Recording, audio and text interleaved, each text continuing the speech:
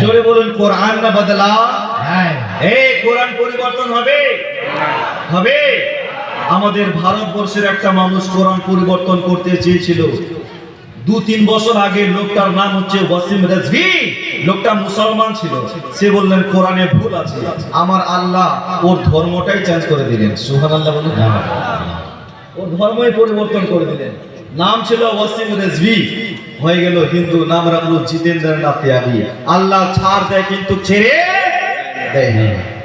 তো কোরআন পরিবর্তন করতে কেউ পারবে না। সাইদ বলছেন কওলে মুহাম্মদ কওলে খুদা, फरमान न बदला जाएगा, जमाना लाख मगर कुरान न बदला जाएगा।